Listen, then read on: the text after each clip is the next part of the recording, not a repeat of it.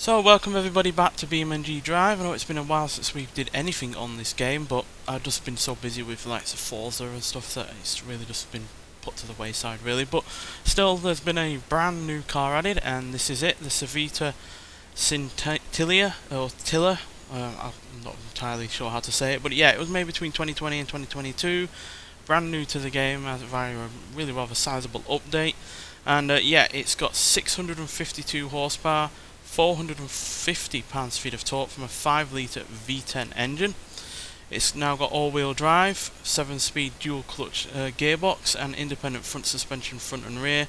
Can do 0 to 60 in 2.5 seconds, 0 to 105.2 seconds, and going to a top speed of 210 miles an hour. So there's a few varieties of this car, which are all somewhat different, and yeah.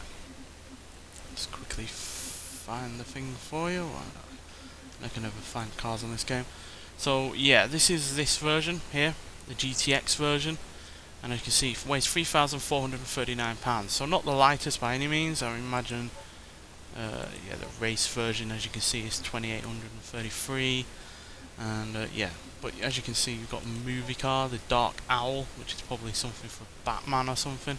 Yeah, Dark Owl 2 Striking Talons, which is pretty funny.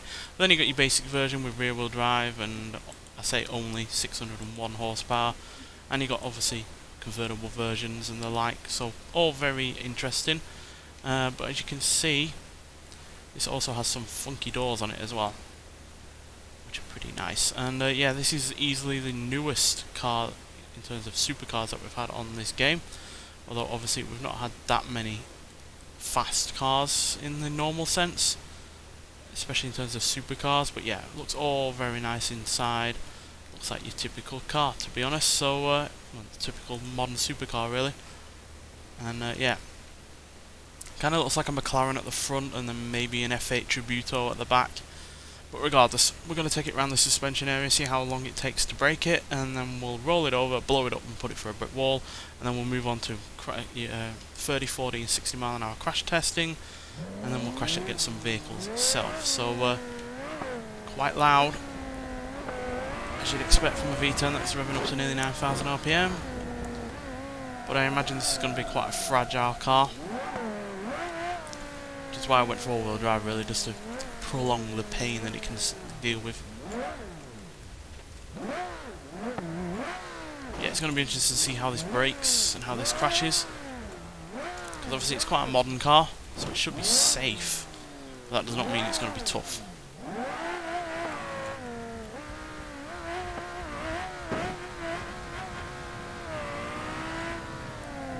It's got an aero brake as well, which is always useful.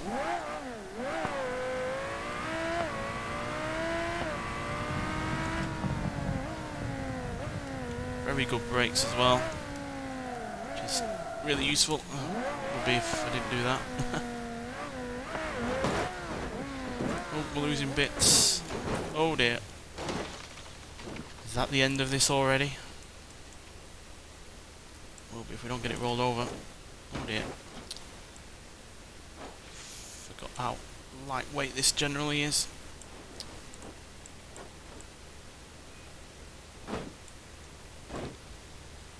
Right, so we've lost a fair bit of bodywork, fair bit of the protection underneath as well.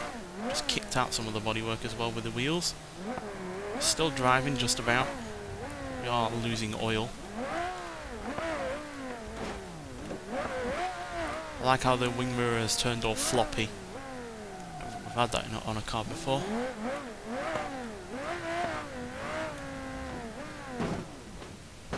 Oh dear. Oh dear. Oh, there goes one of the drive shafts. Again, another reason to go with all-wheel drive, because now we still have power going to the rear wheels.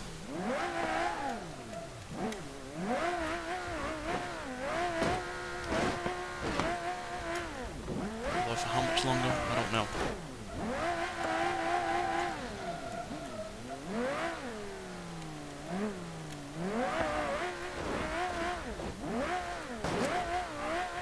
As we've not lost the rear bumper yet.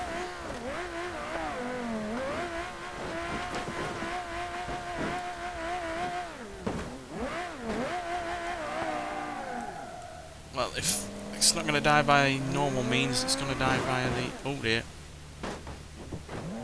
It's going to die by lack of oil. It's currently wedged on the obstacle.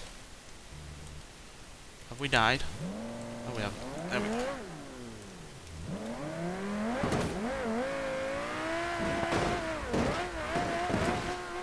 Oh dear. Oh.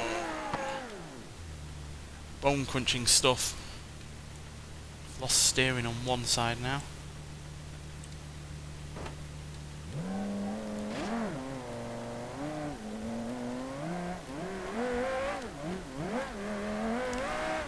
Lost a fair bit of power as well.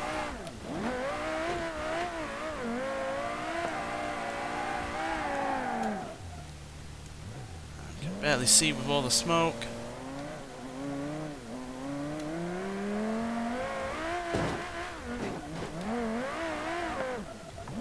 I've bent up one of the rear wheels by the looks of it. It's got a bit of camber on it.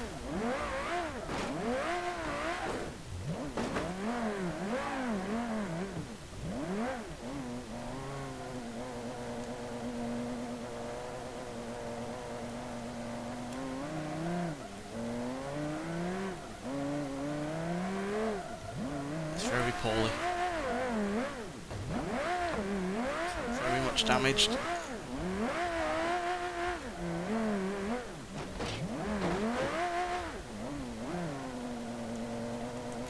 Let's turn off the traction control, see if that helps.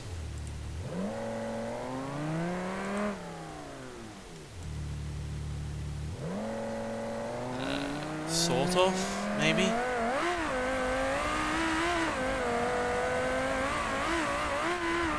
Seems to have gotten louder.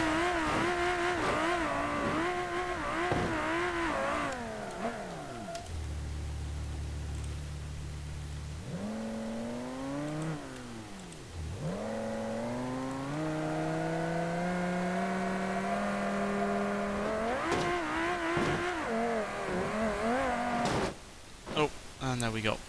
Now I've killed it. Bent the entire chassis by the looks of things. So yeah, that did survive a fair old amount. I think maybe because it was getting a bit slow at the end, it's why it lasted as long as it did, but yeah, no, there we go. So yeah, let's get over to the other side of the map and roll it over, blow it up and put it through a brick wall. Right, so here we are at the rollover sled. It took a little bit of a while to get this up on here, which is probably no surprise given how low slung it is, but yeah, we're going to roll it over 3 times consecutively and see if it can survive all 3.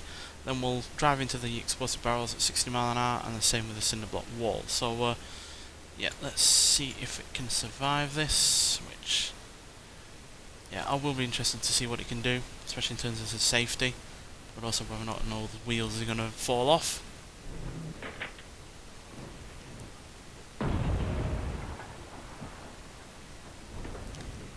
Oh, there goes one. Big fear has happened. Another reason to get a all-wheel drive version. I'll turn the engine off just to not starve it of oil. But yeah, that is not a good start whatsoever to lose a wheel on the first go. So, yeah. Oh, cool. The pyrotechnic charge triggered on the doors. Oh, well that's interesting, I guess. Well, we've got no doors anymore, so yeah. That is a safety feature. It's the same thing with the Mercedes AMG SLS, which also had gold wing doors. Probably the same for most cars that have those, to be fair. At least modern ones. And we've gotten stuck again. And the minor bodywork damage. It's not a surprise given we've only got 3 wheels now. Come on.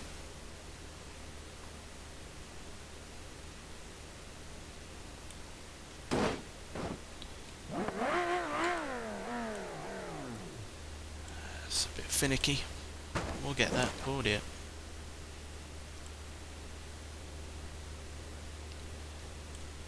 There we go. Right, now let's see what it does without any doors and see if it loses any more wheels.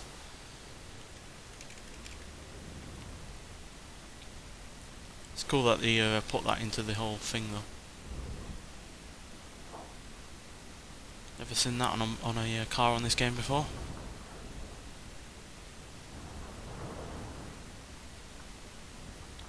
We're rolling a fair bit more this time.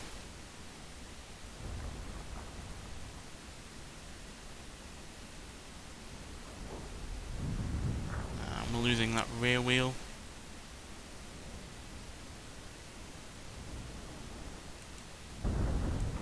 Looks like we're losing a front wheel as well. They don't seem to have come off.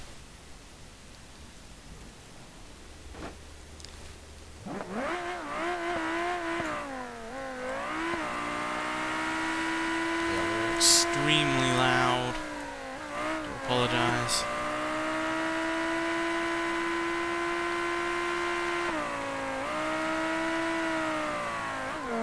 Are still drivable to a certain extent, I guess. Again, we're gonna have to wrestle it onto the ramp.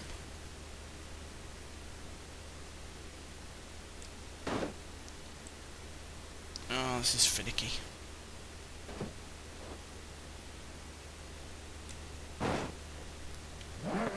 Don't care about the old pound, just get on the goddamn ramp.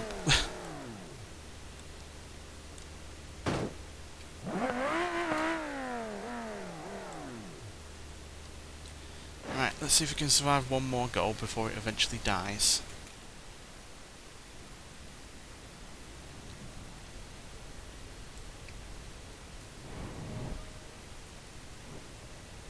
Right,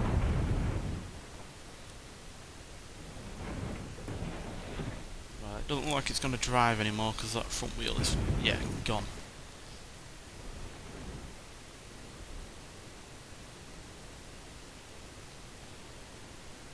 But in terms of overall safety, despite even losing the doors, the roof doesn't seem to have caved in that much. Yeah, we're not going to be driving anywhere anymore, so in terms of, you know, the engineering aspect, it's somewhat failed given it lost its one of its wheels fairly quickly. But, you know, at least the car has held up, and those doors do explode if you end up upside down. So, yeah, that is obviously helpful. So, yeah, let's get into those explosive barrels at 60 miles an hour.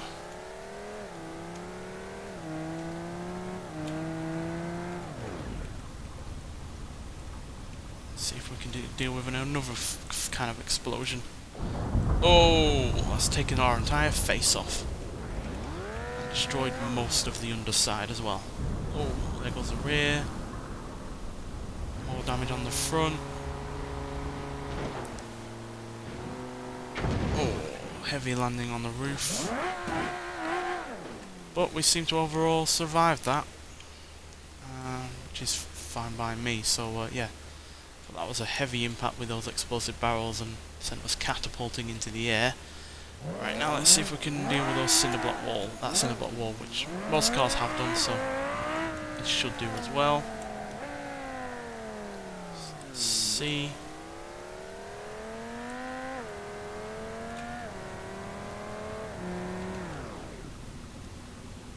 And smash. Yep, perfectly fine.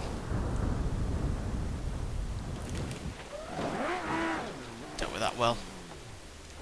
So yeah, there we go. So I'd say overall a pass on this map. I'm gonna think about it about whether or not it passes, you know, the likes of the rollover ramp, considering how much damage it took very early on. But yeah, suspension area, it lasted a while. The explosive barrels didn't really do that much, and the cinderblock wall did even less. But nonetheless, let's get out onto the crash test hall and see how this deals with 30, 40 and 60 mile an hour small overlap crashes. Right, so here we are at the crash hall. So I'm expecting good things from this because it's quite a modern car. It's going to have quite, you know, modern safety features on it and the like, so it should be pretty good. And considering the doors, you know, even explode when it goes upside down, that does make me think that they've put quite a lot of thought into how safe this car can be. So yeah, as per usual, we'll hit the offset, you know, crash part at 30, 40 and 60 miles an hour and see how well it does. So yeah, at least we don't have to worry about this getting up to those kind of speeds, unlike some cars that we've had on this series. So yeah, this is the kind of crash test that they do in the likes of the US and Europe, I believe. So yeah, because it simulates not hitting a car head on, but hitting a car that's coming the other way. and you just slightly hit it on the offside. So yeah, there we go, that's perfect. Barely any damage at all on the car, to be honest. Yeah, the radiator is leaking, but the wheel still seems to turn to some degree. Yep.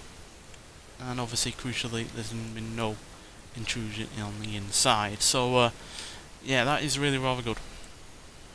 But most cars do survive the 30-mile-an-hour impact. So when we start getting up to the higher speeds, like 40, then you have to start being concerned. So let's see if we're going to have any concerns with this. I still do wish there was a map that would lead the cars in a straight line towards the impact zone. Make my life a damn sight easier, that's for sure.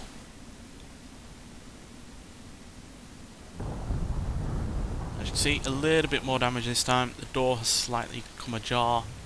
The windscreen is cracked. And yeah, the wheel isn't quite turning as much as it did last time by the looks of it. So yeah, and the bumper has ended up on the roof.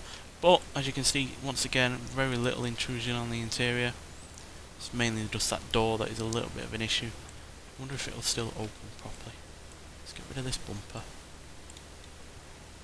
Does it still open? Ah, now that is a problem. If your door doesn't open, how the hell are you supposed to get out? So yeah, that is an issue with these kind of types of doors, because you obviously have the hinges more where you're likely to get the damage. So not full marks there, but it's at least in terms of keeping people safe, fine. The only real issue with that would be if the car set on fire. But you might well be able to get out the other side of the car. Right now, 60 miles an hour. This is where the real test is. This is where most cars fail, especially the older cars. Some modern cars haven't exactly been perfect either. So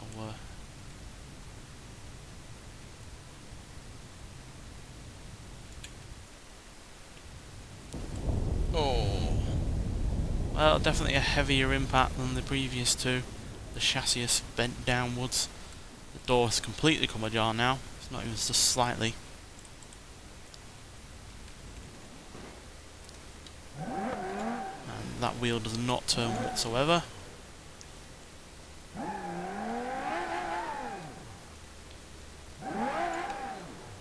Yeah, and you never. I don't think this door's going to open at all now. Yeah, it slightly moved last time, but it's never going to move now.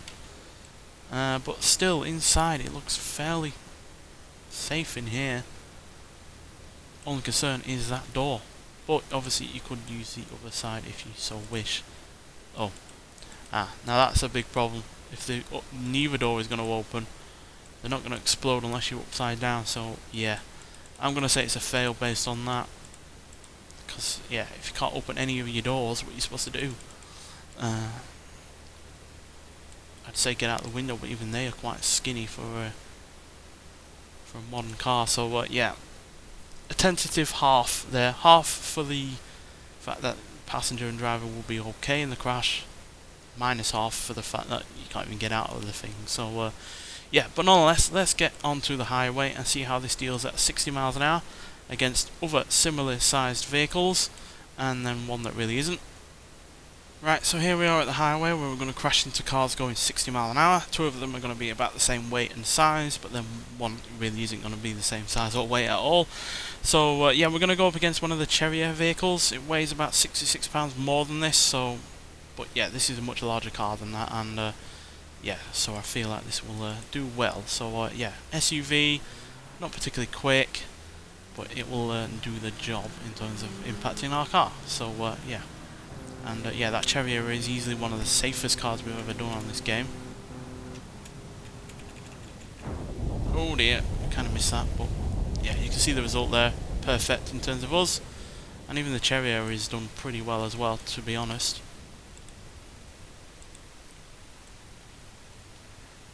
So yeah. To be honest, I'd say we've got off lighter than that. The Cherrier did, to be honest, because pretty much nothing has happened inside. Whereas with the Cherrier, as you can see, the steering wheel has gone up, the dashboard has gone up. Yeah, there's been a far more damage and deformation in here than in in the Civetta there. So yeah, I'd say overall we did rather well.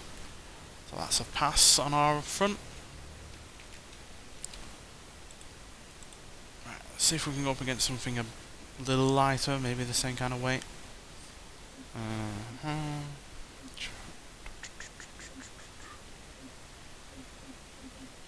See, there isn't that many modern cars. That's a main issue as far as I'm concerned with this game. Let's try out the ETK. 3406. That's too heavy. 3571. 417. 417. Yeah, 417 seems like the closest we're going to get, and it's a reasonably modern car as well. So it should do about the same as a Chariot, maybe. Or maybe it'll be worse. Who knows? It is obviously a bigger car. So, yeah.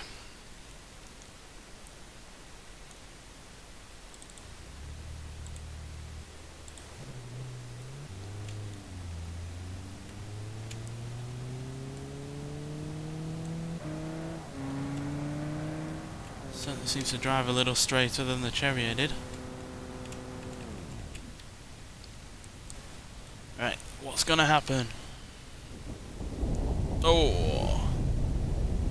Well, it seems like this overrid the car a little bit more than the Chariot did there. You can tell that by the fact that there's a bit more door deformation on the driver's side. Yeah, and then you can tell that by the fact it's pretty much going over us, which is a surprise. Would have thought the Chariot would have done that more, given it's you know, more of an SUV than this estate car. But on the whole, it seems like, yeah, this certainly got off a lot better than the Chariot did. But us, yeah, seems to be perfectly fine in here. Obviously, the danger is that any more speed, it would have gone through the windscreen and through the into the driver's area.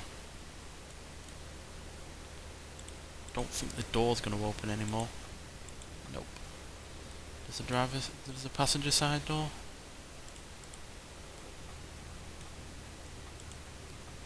Sort of. Guess you might be able to get out of that. No, it's not opening at all. Guess not. So yeah, again, the doors are the big issue there. But yeah, still, I'd say we've passed that fine.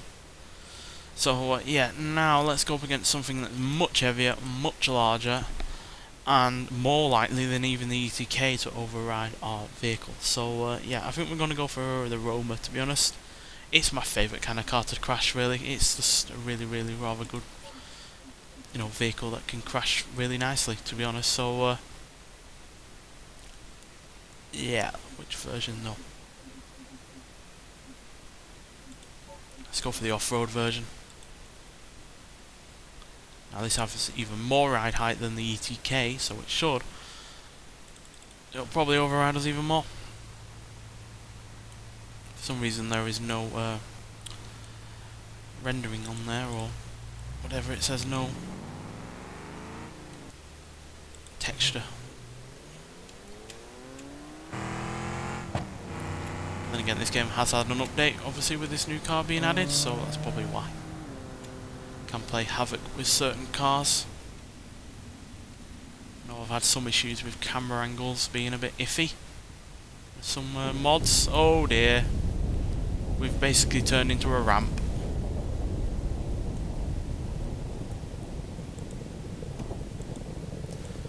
We've Dukes of Hazzarded it with a supercar. Oh dear. Well, the Roma's gotten away with that fine. Yes, it's rolled over, but very minimal damage on the interior, which cannot be said for the Civetta here. Yes, it still drives, or at least I thought it would have. Oh, there we go. Yes, it still drives, but it's been turned into a pancake. Nobody's surviving that. Not whatsoever.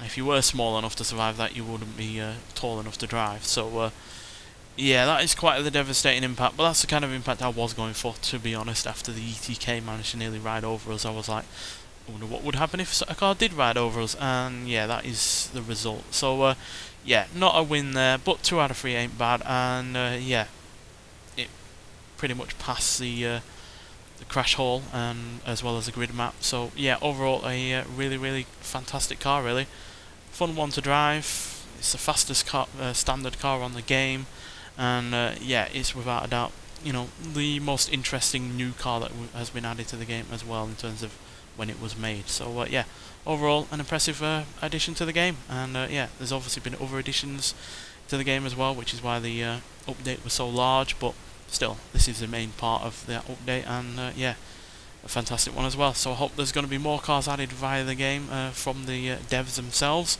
but obviously I guarantee there'll be mods of this as well at some point. But yeah, still, thanks for watching, and I'll see you in the next one. Bye.